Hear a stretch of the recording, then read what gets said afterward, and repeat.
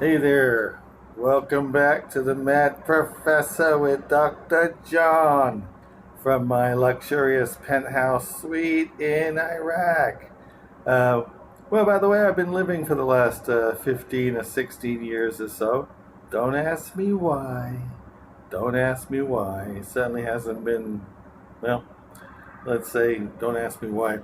But I'll tell you, business here has not always been good because every now and then there's a crisis. Whenever things start to get good, there's some freaking crisis comes along. First it was the internal battles in Iraq, then it was ISIS attacked, and literally everybody fled to the hills. I remember getting up the day ISIS broke through the defenses here in Kurdistan and the city of Erbil. I woke up and it was like, where is everybody? Like, nobody told me, right? Everybody had fled to the hills. And then, of course, there was COVID. And then just every time anything starts to get good, it's like, okay, we're finally over the hump. And now we're going to start rolling in money. Boom, something comes along. And now what's happened is Donald Trump's going to start a worldwide recession, and that's going to mean oil prices are going to collapse, and the economy here is going to go flat again. So what can you do? But speaking of Donald Trump, I'd like to congratulate all the people who held those rallies yesterday. It was great to see all those well, I wouldn't say happy faces, but strong faces speaking out for democracy. I don't know what good it's going to be. I remember myself when I lived in Texas protesting the war on Iraq, as it was, and that didn't help much. But let's think about these tariffs for a bit. You know, people say Trump must be really stupid to roll out these massive tariffs. He calls them reciprocity tariffs, and they're not, right? Because reciprocity means somebody does something to you and then you get to do something back to them, right? So reciprocity means, you put a tariff on me or you're blocking our trade, and so we're going to put a tariff on you to kind of punish you and push you to correct your mistakes. It doesn't mean you put a tariff on the whole world, right? The idea that the whole world is these massive tariffs on the U.S. No, they don't. They base these so-called tariffs they're claiming the other countries have on us. It's just trade deficits. We have trade deficits, which means we buy more from other countries than they buy from us. And the reason that happens is because maybe they have a cheaper labor supply, or they have cheaper materials, or better access to resources, so they can produce things that we want to buy in America. We go to the store, we buy them. That money then goes to the other country to purchase those goods. And they're, like Bangladesh, right? They've started making clothes, which is a highly labor-intensive business, and their labor is a lot cheaper than in the U.S., right? So yeah, we used to have garment industries in all the big cities in America. They're gone because you can't pay people in America $300 a month, right? And you can't subject them to horrible work conditions anymore, right? Do we want to live in a country where people earn $300 a month and live in rat holes? Well, we're getting there, right? But not because I think most Americans want that. We're getting there because that's what Trump is creating. So there's a trade deficit with countries like that. And historically what happens is, as they build up their industries, they have labor shortages of their own. They have to pay more. And you see what happened to China, right? years ago in China, people were paid very low wages, but over time, as their economy has grown, they have become a much more middle range country in terms of earnings. I'm not going to say it's a perfect place. I don't know. I haven't lived in China, but it's certainly a lot more developed than it used to be. And that's why trade has gone from China to other places like Bangladesh. So then Trump comes down and says, I'm going to put a 50, 60% tariff on Bangladesh, right? Who's that going to help? It's not going to help the consumer in the U.S. who has to now pay twice as much for their clothes. It's not going to help the workers in Bangladesh who are now going to be put out of work, right? Well, in a worst case scenario.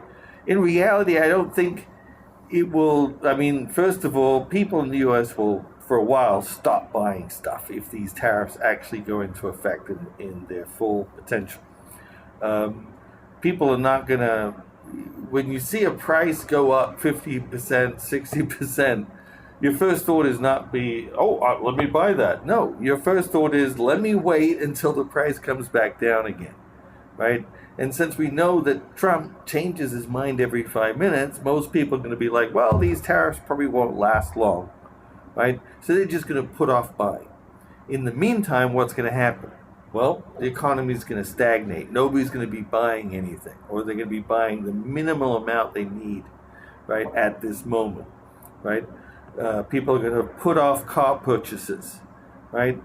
I don't know what they're going to do if they have a lease, right? A lot of people have leases these days. Well, those leases, when they renew, they're going to renew at a higher price.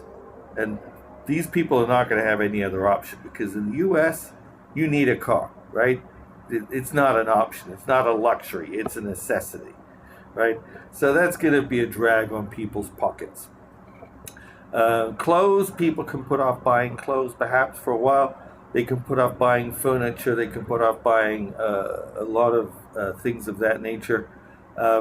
They can't put off buying food, but they can switch to lower cost food. They don't have to buy avocados perhaps, right? If the avocados double in price because of the tariffs placed on Mexico, maybe they just won't buy it.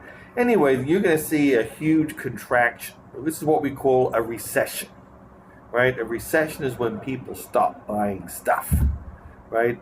A depression is when this becomes a cycle, because once people stop buying stuff, then stores start going out of business, right? People get laid off, and of course now they really can't buy stuff. So this becomes a cycle, right? Now, like I said, some people will say, Trump must be stupid to put together this idiotic plan, right? And anybody who's looked at it has said this is crazy. But maybe not.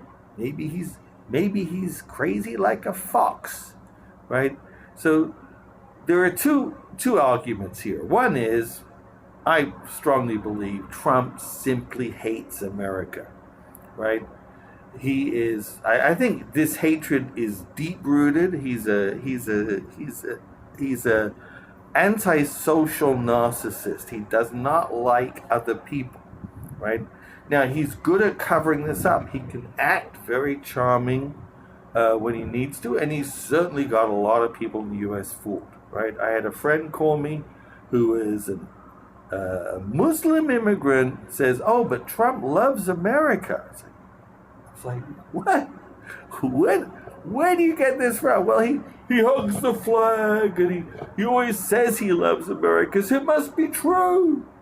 But, no, I think he hates America. I think he always has. He's from this nouveau riche family that's always been despised by everybody else in New York. He struggled and conned people to get ahead and get buildings in Manhattan and then Atlantic City. And even though he failed at almost everything he ever did, he always created this illusion of success, right? He's always had these trappings of success. The yacht, the helicopter, the golden toilet. Because he wants people to think he's successful, right? When in reality, what he does is he goes in, buys a business, makes it go bankrupt by siphoning off the capital, by siphoning out the money into his other ventures, right? And they'll be like, oh, this didn't work out. Oh, sorry, we're back. Oh, sorry, all these contractors, we can't pay you. Sorry, stockholders, your stocks are now worthless, right? So he's made a career out of this. This is because he fundamentally doesn't care about other people. But I think it's more than that. It isn't just that he's a narcissist. I think he really hates other people. He hates specifically America, and I think partly also because of 2020, right? He was kicked out on his ear, and he's like, he wants revenge. He wants payback for that. So he's going to do whatever he can to screw up America. If that means screwing up the whole world, so be it. But there's another theory that's occurred to me, and I'm sure other bright people as well, which is, he's doing the opposite of a pump and dump, right? A pump and dump is when you go into the stock market and you pump up a stock, right? You tell everybody how great it is, and you make it seem like this is like Enron, right? They made this company basically out of nothing, right? And they made everybody believe what a great company it was. And all the people bought Enron stock until its valuation was just astronomical. And then it collapsed. There was nothing there, right? In the meantime, the big stockholders had been pumping up this stock, and they dumped it, right? They sell off their stock just before the collapse, right? So that's called a pump and dump. So what we have now is in reverse, right? This theory is Trump deliberately created this insane tariff schedule, right? Everybody has to pay 10%, and a lot of countries have to pay 20, 30, 40, 50, 60, whatever, right? So that he could tank the stock market, right? The stock market has gone down. A couple months ago, it was 45,000. The Dow Jones average was 45,000. Now it's 38,000 and pennies, right? So it's come down by 20%, right? They're going to let it push it down by a little bit more. This guy, he announces this insane tariff schedule that he must have known, right? If he has any brains at all, he must have known this would just crap everybody out. It would have everybody crapping their pants, right? And then, he disappears. He goes off to a golf tournament, sponsored by his Saudi buddies, the ones who chopped up, who chop up journalists and boil them in acid, right? That's who he was hanging out with, right? For 3 days, and he's out of touch, right? The first time you don't hear a peep from Trump for 3 days. Can you imagine that? Right? You think this was unplanned? You think this was a coincidence? No, he just disappears for 3 days. Right? Let's let the stock market drop a little bit more, right? I think he might even say something outrageous just to push the pins down. And then all his buddies can jump into the stock market and buy up the stock at a much lower price. Now that's, again, it's a theory. Sounds a bit like a conspiracy theory, but it's not that crazy, right? It's a lot less crazy than the 9/11 was an inside job, or they faked the moon landing, or the world really is flat. It's not that outrageous because, Trump has done this before. He has made his living out of bankrupting companies. That's how he makes his money, right? He buys the company, he takes out the cash, right? And then it collapses, and he's like, whoa, what can I do? I had no control. I wasn't in charge. I wasn't there, right? I'm a brilliant businessman, right? So we have a track record here, right? This is not the first time.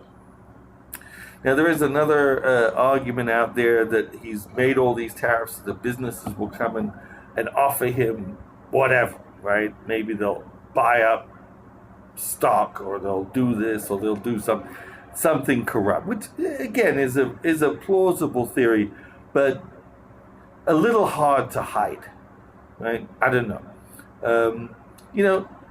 If this were a normal person, I would say, this is it, right? Everybody on the news, this is Trump will never recover. This is the end of Trumperism, and this is the end of MAGA. It's like, I don't know. This is a guy who openly insulted POWs, who openly insulted members of the military, called them suckers and losers, who called McCain a loser because he got captured, right? This is a guy who makes fun of disabled people, right? You look back on his history, it's like there were like 50 times you said his career's over, right? He was caught a video on a live audio talking about grabbing women's private parts. I won't even say the word, right? Grabbing women's private parts. Any one of these things would have tanked anybody. But Trump, see, he's the ultimate con man, right?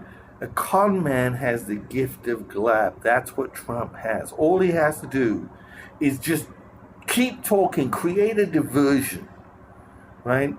You're upset about him saying he's grabbing pussy. Okay, he's going to go start insulting military families, right? He'll do something outrageous that will then the news will be like, whoa, look at this, there's something else, whoa, and they forget, right? So, the biggest paradox is he got convicted of crimes for trying to cover up an affair with a porn star, right? He didn't even need to do it, because all he needed to do was distract the press for 5 minutes, and they're like, "Whoa, look, there's something else," and then they forgot all about it. They forgot all about the porn star. They forgot all about the grabbing women's private parts. They forgot all about everything, because he just cycles through different outrageous statements, right? So is he smart? Is he stupid? I don't know, right? He certainly doesn't have a lot of knowledge about history, about geography, but he doesn't need to, right? He's cunning like a fox. He knows what he wants, and he's gonna get it, right? How he does that, believe me, I'm a logical person. I would be like, this doesn't make sense. I can't possibly make this argument. That's what most people do, right? Most people will be like, I can't possibly recover from insulting a woman, claiming I can grab women's private parts, and covering up affairs. I couldn't recover from that, right? I'd rather not even, if I were involved in anything like that, I'd rather not even be in the public eye or run for president or anything, right? But it's not. He can get away with it, right? Because as a sociopath, he doesn't care. He doesn't care what people think. He doesn't care what they think about him. He just cares that they're going to buy the story for 5 more minutes. And that's the key here. That is the real danger to America, right? This tariff business is a disaster in itself, right? Even if he claws back the tariffs and says, "Oh, I changed my mind. I'm going to be a nice guy," right? You know that nobody in the world's going to trust America again, right? The damage is done, right? So that's one counter argument to my theory about the pump and dump, or in this case, dump and pump, or whatever you want to call it, right? Because there's not going to be any quick recovery from this fiasco. But Trump's mentality is to always step up. I mean, how would you say? He's always got to go one further step because he knows reality is catching up with him, right? So he's always going to stay one step ahead of the game by always expanding the con, right? It's like you get caught in one lie. Okay, let's create another lie. Then you get caught in that lie. Let's create another. And each lie has to be bigger and bigger and bigger, right? So let's go back. Let's think about a similar period of history, right? Adolf Hitler, right? I don't want to compare Trump with Adolf Hitler in any direct sense. But in the con man sense, it's very similar, right? Adolf Hitler had this, megalomaniac. Yeah, he just wanted to be the center of attention. That was his thing, right? Did he really care about taking over the world? I don't know. But he certainly wanted to be the center of attention. He loved the attention he got when he did stuff. So he always had to do more stuff, right? So, he would run the German economy into the ground, right? The only solution was to constantly expand, right? This is what happens when you have an autarkic economy, an economy that is broken off from the rest of the world, right? You start to run into the ground, and then you have to make some kind of leap. So the first leap was the Rhineland, and then Austria, right? People don't realize this, but when he did that, he grabs their money, right? There's huge stocks of money, right? The foreign exchange that these governments have, just like take that into our budget. And then Czechoslovakia, right? And he has to keep pushing because reality is catching up with him. You cannot run an economy as a kleptomaniac, right? So what happens? Eventually, it leads to war, right? So this is what worries me, right? Trump's con keeps getting bigger and bigger. Basically, right now, he's already declared a trade war on Mexico, on Canada, on the whole world, right? What's the next step? Manufacture some kind of border conflict with Mexico, right? Maybe, the cartels invaded or they did something terrible down in Brownsville, right? There's historical precedent for that, right? We had a Mexican-American war with Mexico based on a border skirmish, right? We also invaded Mexico in 1917 based on a border skirmish, right? Neither of these were, the first one was very successful, right? We ended up taking half of Mexico, right? In the Mexican-American War. So it wouldn't be hard to create some excuse for invading Mexico. But, I'm also concerned he may go for Canada, right? He may create some pretense. What did Russia say when they invaded Ukraine? Oh, Ukraine. We're going to denazify Ukraine. Right? It doesn't have to make any sense. Right? That's all people in Russia hear. Right? And heard for years how Ukraine was run by Nazis. Right? And so we have to go in and denazify Ukraine. Right? So to this day, most Russians still believe that the war against Ukraine is justified because Ukraine is a Nazi country, right? So how much further from do we have to go for Trump to say we have to invade Canada to liberate it, right? That we're going to save Canada. They're really part of the. He's already saying this, right? He's denying Canadian reality. He's denying that Canada even exists as a real country. This is exactly what Russia has been saying about Ukraine for the last 20 years. right? So yeah, be afraid. Be very afraid, because this level of uh, propaganda, I guess I should say, right? This is not isn't normal. This is planned, right? And when you listen to the White House says, they are deliberately repeating these messages again and again that Canada is not a real country. Canada is not a valid country. Oh, they all speak English, so therefore they must really be Americans, right? Because most Americans are convinced that they're the originators of the English language, right?